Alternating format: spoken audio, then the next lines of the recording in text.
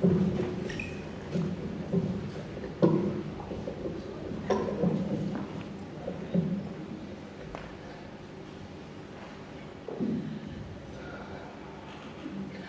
come to tell a story of a land old and vast, a land full of history and stories long past, a place where native animals used to all roam free. Australia, my homeland, the place I love to be. There is a tale that needs telling, and one I want to share, of a tragedy occurring in this country that's not fair, caused by lack of insight by those that live here, and one that, if not rectified, will continue to cause fear. I speak of wild dogs that roam where they like, that hunt our native wildlife all throughout the night. Why is it any different from when dingoes used their teeth and natural selection ensured animals coexisted in peace? To illustrate my story, I have a tale to tell of what happened after white people came and brought their dogs as well. Nice, friendly, domestic dogs that should stay in their yards and not to be let out to exercise alone when it all becomes a bit too hard.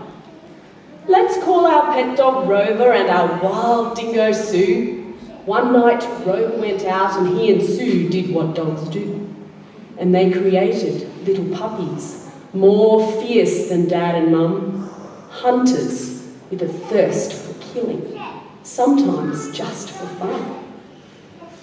And that's how it happens, and how it comes to be, when we allow our domestic dogs to wander carefree, wild dogs that can hunt, kill, maim and spread disease, cause worry and fear and cripple our farm industries.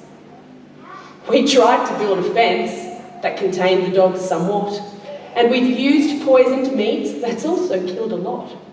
But until we can learn how to keep our dogs locked up at night, the problem will continue and we will lose the fight. Wetlands, grasslands, deserts, plains and rivers too, full of fragile ecosystems so easy to undo. Managing our pets is essential, don't you think?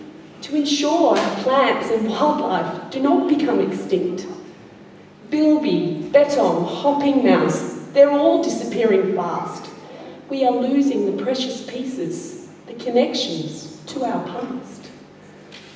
The dogs and cats we let go free are a menace to this land. Who let the dog out? We must do what we can. Our pet dogs will keep breeding with dingoes while we sleep, and their pups will keep on killing our nation's treasured sheep and upsetting the natural balance of our native wildlife. It is now we are realising we really are in strife. So the moral of my tale is to keep old Rover locked up and manage the wild dog numbers along with their pups.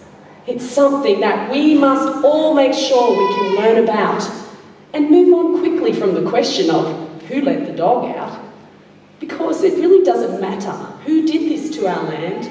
What matters is we stop them now and we all lend a hand before we lose the bilby and our sheep industry too. We must all come together and work out what we need to do.